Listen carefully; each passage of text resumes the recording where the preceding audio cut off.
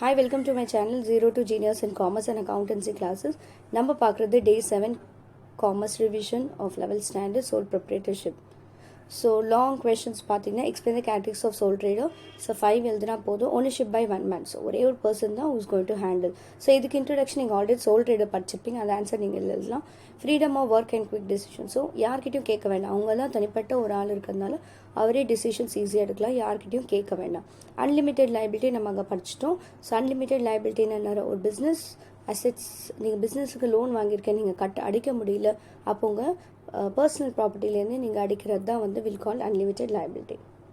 Enjoying entire profit.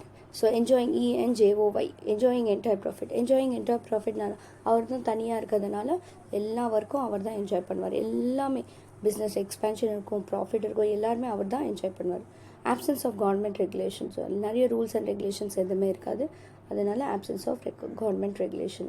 What are the advantages of sole trading business? So நீங்கள் கேரக்டரிஸ்டிக்ஸில் நீங்கள் advantages disadvantages கூட நீங்கள் சேர்த்து எழுதலாம். Easy formation. ஸோ நிறைய ஃபார்மாலிட்டிஸ் இருக்காது, ஈஸியாக நீங்கள் ஸ்டார்ட் பண்ணலாம். இன்சென்டிவ் டு ஒர்க், நீங்கள் எவ்வளோ ஒர்க் ஹார்ட் பண்ணிங்களோ அவ்வளோ காசு உங்களுக்கு ஏர்ன் பண்ண முடியும். ஸ்மால் கேபிட்டல், சின்ன கேபிட்டல் வச்சு you can start your business. Credit standing. So private properties வந்து உங்களுக்கு உங்கள் பிஸ்னஸ் பார்த்து உங்களுக்கு லோன் ப்ரொவைட் பண்ணுவாங்க. Personal contact with the customer. So sole ட்ரேடருக்கு தெரியும் ஸோ கஸ்டமரோட டேஸ்ட்டு ப்ரிஃபரன்ஸ் எல்லாமே, right? So what are the disadvantages sole trader? Limited capital.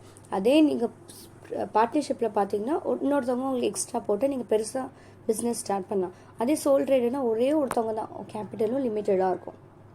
Limited manage, ஒரே ஒருத்தங்க இருக்கிறதுனால ஸோ அவங்களோட ரொம்ப திங்க் பண்ண முடியாது, ரைட்? ஸோ அது ஒரு லிமிட், அவங்களால எல்லாத்தையும் மேனேஜ் பண்ண முடியாது, அது ஒரு பிரச்சனை. Unlimited liability. ஸோ எல்லாமே ஒரு லோன் வாங்கிட்டாக்கா அவர் தான் அடைக்கணும், அவர் ஒரு பர்சனல் ப்ராப்பர்ட்டி விற்றும் அவங்க அடைக்கணும். ஸோ அது ஒரு டிஸ்அட்வான்டேஜ்.